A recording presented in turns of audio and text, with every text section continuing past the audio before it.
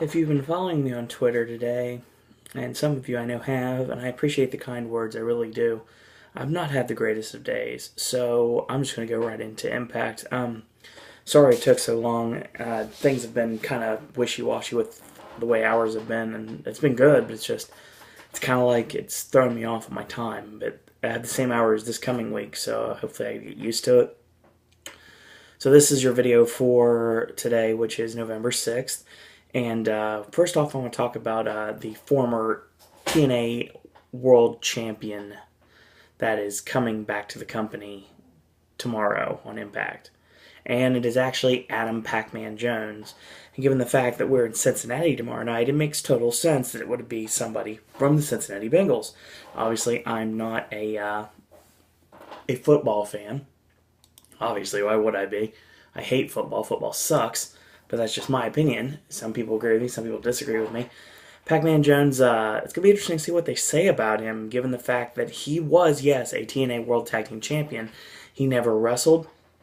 He just kind of warmed the apron, and his tag team partner is in the WWE now.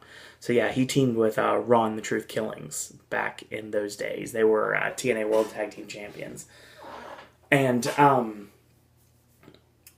they ended up winning the championships from Sting and Kurt Angle when Angle jumped Sting because Angle thought that Sting was physically attacking Angle's wife, Karen.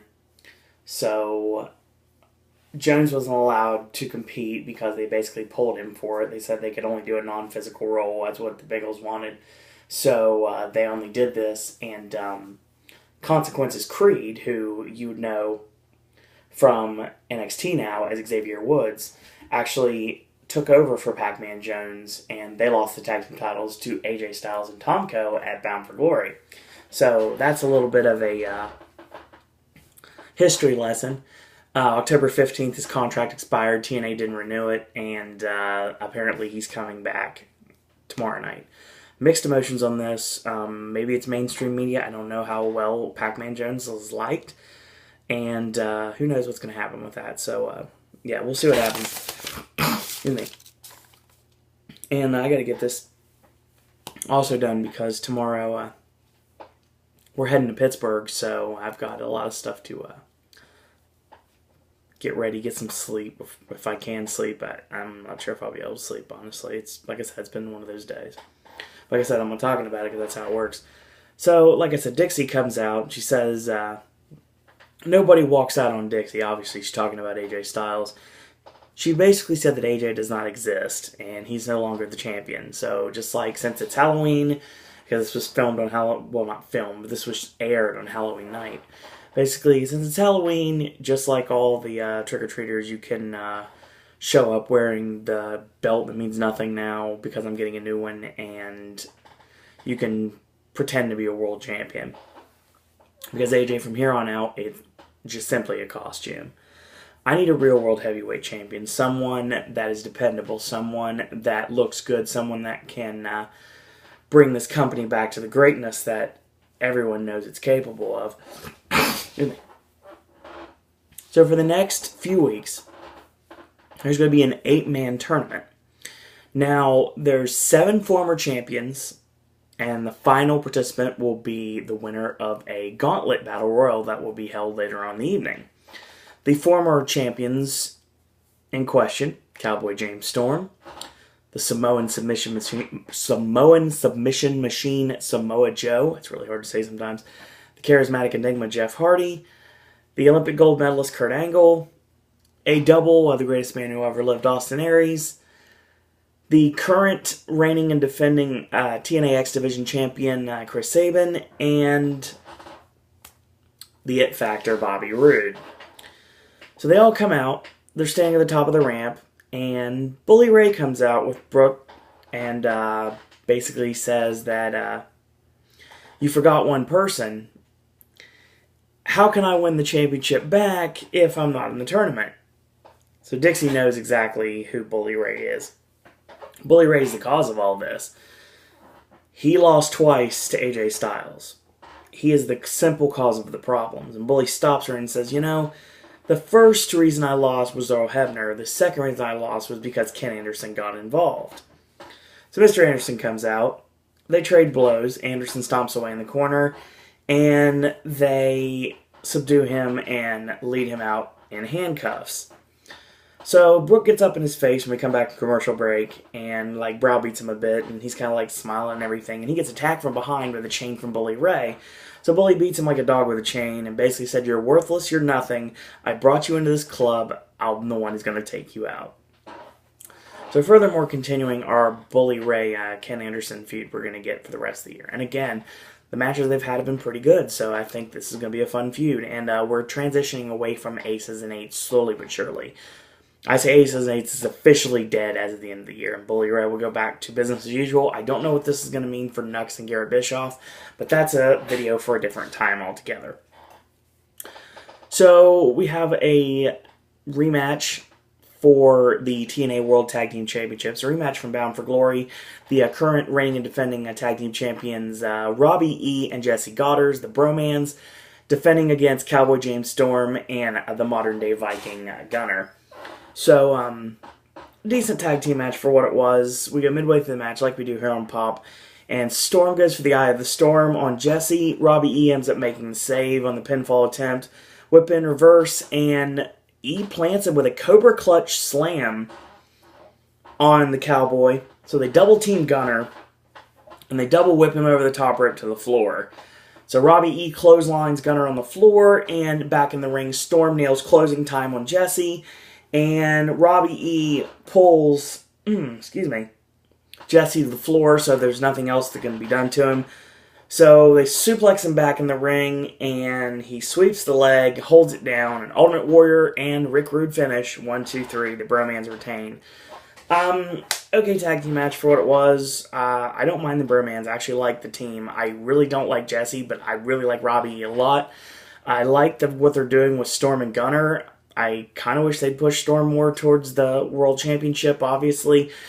James Storm could be the guy in TNA, and would have been the guy in TNA if they would have went with it. They gave him a short run, and then they put the belt back on Bobby Roode, and then they went off on that direction. So, interesting to see what happens in him in the tournament, and I'm pretty sure I know exactly what this is leading towards. So, basically, Dixie is talking to Sting in the back, and she's going to just prove that she's not a bad person. She's going to lift the lifetime ban on Sting being in a world title match. Why? Because she's going to put him in the gauntlet. And putting him in the gauntlet, she's going to make him #1, go bell to bell, and showcase his ability, proving that he still has it. So Sting says, "I've earned everything." And basically Dixie was like, "Does that mean yes? Does that mean yes?" Funny stuff, but still leading towards Dixie and Magnus being her charge against Sting. And I think that's probably what we're going to build towards.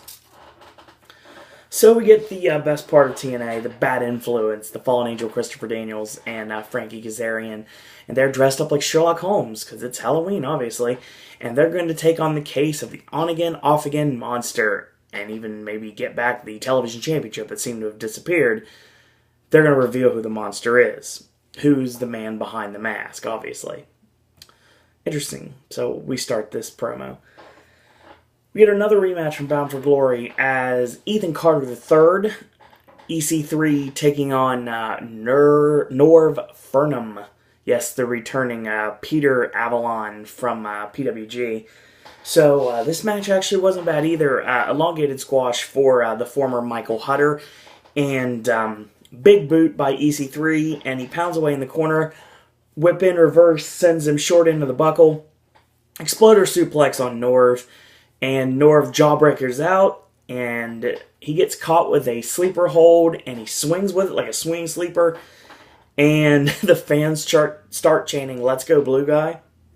If he was wearing a mask, he'd be wearing one of those morph suits, basically is what it kind of looks like. The all-blue singlet kind of looks like he'd be wearing a morph suit, to be honest.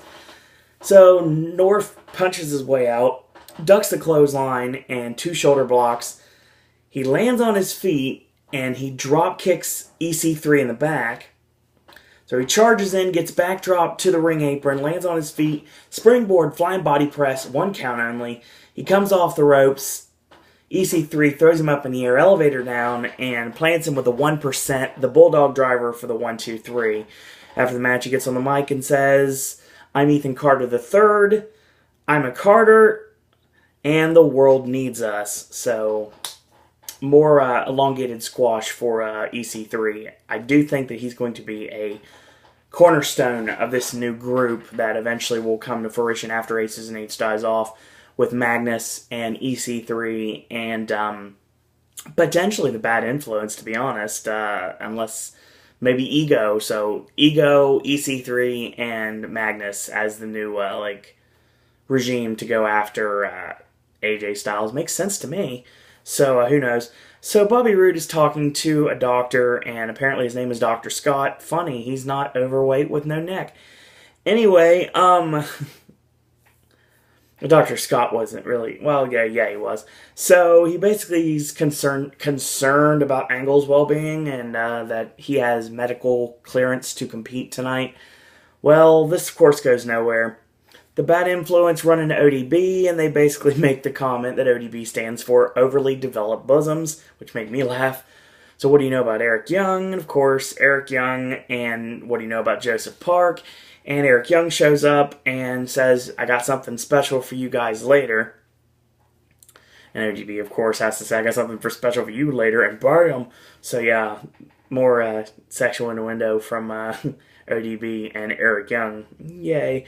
So our next match is our Gauntlet Battle Royal, determine who will be the final participant in the 8-man tournament to determine the brand new TNA World Heavyweight Champion. Sting does come out first, and Kazarian is second. Mike Nux comes out third, and Eric Young comes out fourth. He actually just shows up without even a count.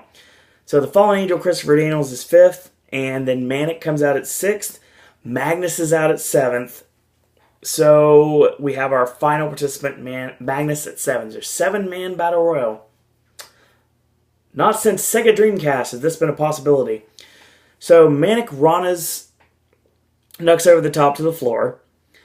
And while Manic's on the apron, Kaz with a Jericho dropkick sends Manic out of the ring. So he's done. So Kaz eliminates Eric Young with a step-up Enziguri kick. And Magnus clotheslines Christopher Daniels over the top to the floor. Kaz and Sting are battling it out. Wow, this is really reminiscent. So Kaz and Sting are battling it out, and Magnus just pulls a Ric Flair and dumps him over the top to the floor. So yeah. There you go, right there. So Magnus is your winner. And he will be probably very protected in this tournament, since he is going to be the new cornerstone of this new... I don't want to call it a corporation, because I don't want to get you guys on the... and don't need to talk about TNA and WWE at the same time. I'm trying not to do that, to be totally honest. So, with that announcement, Dixie later on in the show makes the announcement for the brackets. The brackets are as followed. We have Jeff Hardy and Chris Sabin in the first match. We have the Battle of Beer Money, Bobby Roode and James Storm. We have Austin Aries and Kurt Angle, which I guess would now be in jeopardy, given what happens later on in the show. And the Battle of former tag team partners, Magnus and Samoa Joe. Now, the strange thing is, this is now all going to be gimmicked, because there is now a Wheel of Dixie. It's kind of like spin the wheel, make the deal, mixed with the Raw Roulette wheel. I think it's more like spin the wheel, make the deal, though. We're going back to Halloween Havoc in '93 now, with Sting and Jake the Snake Roberts, so it made more sense if Sting was in this. Actually, it'd make more sense if Christopher Daniels was in this, but we'll talk about that in a minute. So, the stipulations on this wheel are as followed, and I wrote them down just to make sure that I got this correct. We have a ladder match, we have a submission match, we have a bull rope match, we have Full Metal Mayhem, Last Man Standing, Falls Couldn't Anywhere, a tuxedo match, a steel cage match, a First Blood match, a coal miner's glove match, speaking of Sting and Jake the Snake Roberts, a tables match, and whatever Dixieland is. Dixieland, I'm pretty sure, is going to be a stipulation to favor someone specifically, i.e. Magnus. So, it is announced after a spin that Hardy and Sabin will compete in a Full Metal Mayhem match tomorrow night on Impact, so that'll be fun. And I think Roode and Storm might be a tuxedo match, or it could be a bull rope match. I don't think it's going to be Angle and Aries. I think it's going to be Aries against someone else, and Angle won't be able to compete because of his problem in the match. They'll probably pull him out of the match and put someone else in there. It might end up being Bully Ray. That's possible, but I know they're trying to keep Bully Ray out of the world title picture because that was a Bischoff thing, which sucks because Bully Ray is awesome. But this final spot should go to Christopher Daniels, but I'm not booking, so who knows. And Magnus and Joe, I am pretty sure they're going to have some sort of a submission match, if I had to guess, and then Magnus will tap Joe out, or Joe will tap Magnus out, and then Magnus will end up getting a pin out of it. No, we can't do a submission match that way. I mean, there's so many directions you can go to find out what's going to go on with the Wheel of Dixie. I think this may end up with Magnus winning and facing AJ Styles for the title unification of the former world champion, who's still the current world champion, and the new TNA World Heavyweight Champion. WrestleMania 10, Razor Ramon and Shawn Michaels, the match that I played just a little bit ago in 30 Years of WrestleMania, which is an amazing, amazing game mode on WWE 2K14. If you guys check that out, it's an awesome game. Try and talk about WWE, but in this case, it kind of didn't matter as much, honestly. So we had our next match is another rematch, this time for the Knockouts Championship. Gail Kim with Lady Tapa defending against ODB.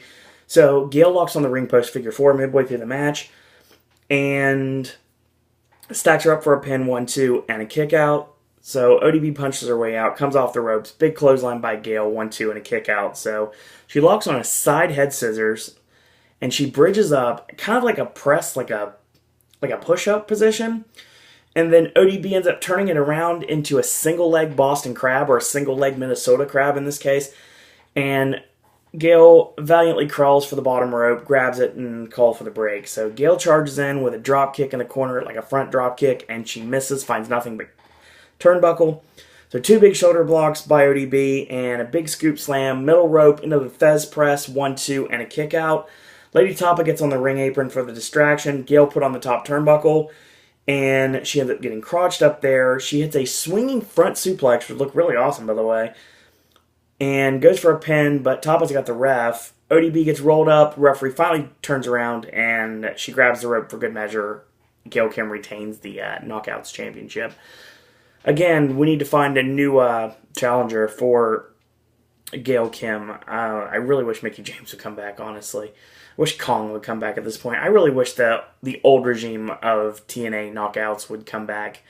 I mean, Velvet's fine, and we lost Taryn Terrell. Brooke is now a heel.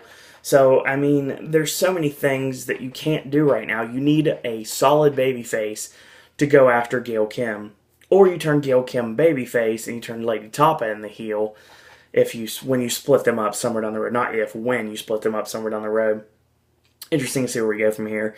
So the Bad Influence finally come out and realize that the gauntlet didn't go their way. Crap. And they're still dressed in the Sherlock Holmes garb. They've solved the case. He's beneath the ring. So Daniels gets under the ring and he finds a pumpkin. Apparently this pumpkin is not Abyss, even though it's big, like round like Abyss and big like Abyss. But it's simply just another talentless vegetable. But Kaz reiterates it has more brains than the entire Knockouts locker room and the entire city of Salt Lake City, Utah have combined. So Eric Young comes out dressed as Joseph Park. Abyss wants me to deliver a message. So he cheap shots at Bad Influence and they double team him, beat him down for a bit. Abyss comes out and they try to double clothesline him when he gets in the ring. He breaks through, and he double clotheslines Bad Influence. Black hole slam on Kaz. Daniels tries to get out of the ring without backpedaling, and he charges in, ducks Abyss's clothesline, catches him off the ropes, and the black hole slam on Christopher Daniels. Abyss helps up Eric Young, and that's the end of the segment. I'm always happy when Bad Influence are involved, and I like Abyss, but I mean, I really wish they do more wrestling with this, honestly. I like, obviously, I'm a giant Christopher Daniels fan. I am heading the charge for Christopher Daniels to be a World Heavyweight Champion before his in-ring career is through. And TNA is the company that can happen at. And this was my opinion, and I said it before, and I'll say it again. I think what should happen, it won't, but what should happen is Angle can't compete. because of injury, and the match with Bobby Roode, which is our main in a few minutes I'll talk about, is the reason why, that ends up allowing for another person to take his spot. That person, somehow, some way, by hook or by crook, would be Christopher Daniels. Daniels wins the series, and he's finally a world champion. AJ comes back to the company, and we have yet another AJ Styles, Christopher Daniels match, title unification. So that would be awesome. And that's where I come into the idea that Bad Influence, or even I go so far to say Ego in general, should be working with Dixie. So yeah, that would be an idea. I really want Daniels to be a world champion. I don't care how long he holds it. I just want him to be a world champion. That man is too talented, too great on the mic, too great in the ring, that he should have a world title. Now, granted, I know they're just props, but it would be cool for a wrestling standpoint for Daniels to be a world champion, because obviously not all the wrestling fans look at it like we do. They look at it like, well, if he's a world champion, he's good. Well, I want the common fan to know how great Christopher Daniels really is, if they don't know already. And I said this back when they had the chance to put the title on Daniels when he had the match against Jeff Hardy. And this was right before they went overseas, and Hardy couldn't make the trip because of, if you get in trouble with the law, you're not allowed to travel abroad. So because of that fact, they should have put the title on Daniels, let him have it for 2 weeks, let him gloat all about it, and then lose the title back at Lockdown. That's what I would have done. That's been the correct booking to do. Get the title back on Jeff Hardy, you're good to go. And give Daniels a short run. Could you imagine how cocky Daniels would be with a world championship? So hopefully that'll end up happening somewhere down the road, because I think it should have happened a long time ago. And Daniels has been very loyal to the company, so it would be a good idea to finally reward him with a championship that he rightfully deserves. So now I put over Christopher Daniels a lot, like I always do. We'll get to our main event. Our main event is another match that is a rematch of Bound for Glory at Kurt Angle and Bobby Roode. This match was really good, actually. Really good back and forth match. Now, of course, I join you in the middle of the contest, right after the commercial break. So Roode locks on a reverse bear hug on Kurt Angle, and he gets turned around into an abdominal stretch. So Angle's locked in the abdominal stretch. It gets countered into a release German suplex, so he rolls with it. And he's going for the locomotion German suplexes, and Bobby Roode ends up elbowing his way out of the hand grip, and then he back elbows out of it. So Angle ducks the clothesline. He ducks Angle's clothesline, but Angle plants him with a German, and 3 big German suplex, 1 release, 1, 2, and a kick out. He goes for the Angle slam. He arm drags his way out of it. Nice counter there from Bobby Roode. So Angle charges in, and Roode picks him up. Spine buster, not necessarily a double R spine buster, but a spine buster, 1, 2, and a kick out. So he goes for a fireman's carry, and it turned into a sunset flip from Angle, and it turns basically into the ankle lock. So Roode kicks him off and locks on the crossface. So Angle ends up countering it with the ankle lock, and Roode flip forwards into the crossface yet again. So Bobby Roode's in firm control. Angle bridges back, shoulders on the canvas, 1, 2, and a kick out. Roode rolls him up, crucifix style, 1, 2, and a kick out. So Angle with a charging clothesline, countered into the crossface. So the crossface is countered into an Angle slam on Bobby Roode, 1, 2, and a kick out. Angle drops the straps, time to go to school. So ankle lock is applied, and Roode does a forward roll into a roll up, 1, 2, and a kick out. He picks him up in a fireman's carry, and he does a Spicoli driver into a neck breaker, 1, 2, and Angle kicks out almost at 3. So he single legs him, goes to the ankle lock again, and a kickoff this time gets countered by the extreme grip of Kurt Angle, and Angle grapevines the ankle, knowing it's about over. Bobby Roode barely makes it to the ropes before he has to tap out. Angle puts him on the buckle. He climbs up. He's going for the super Angle slam. Roode headbutts him off.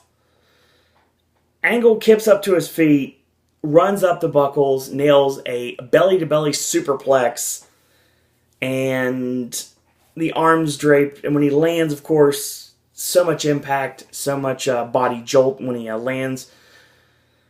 Drapes the arm over Bobby Roode, basically the wrist over. 1, 2, and he kicks out at 3. Angle just collapses, and his body just starts convulsing. And eventually the convulsions stop, and he just stops moving. He's completely unconscious. Referee's counting and calls for the bell. So Bobby Roode wins this match via knockout. Just like I said earlier, this is the reason why we need to get someone else involved in this match. Christopher Daniels is the right answer. It wasn't a great Impact show, but it wasn't terrible. I mean, I've seen worse. So it was alright. It'd be interesting to see what happens on Impact this week. So we have Full Metal Mayhem, first round of the 8-man tournament to determine the new TNA World Heavyweight Champion, Jeff Hardy and Chris Sabin in a Full Metal Mayhem match. It's going to be awesome.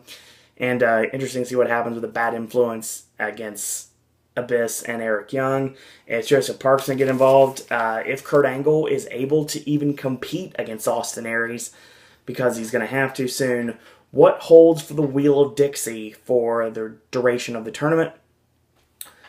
And that's basically Impact for this week. So, like I said, short recap. Like I said, I mean, I got to get up in a couple hours to head to Pittsburgh, so we're going shoe shopping. Yeah, I need new shoes. My kicks are a little bit dilapidated, to be totally honest, and I go home in 27 days. So, well, 28 as of right now, 27 in an hour, 27 days. So, needless to say, I kind of need new shoes to break in before I go home again.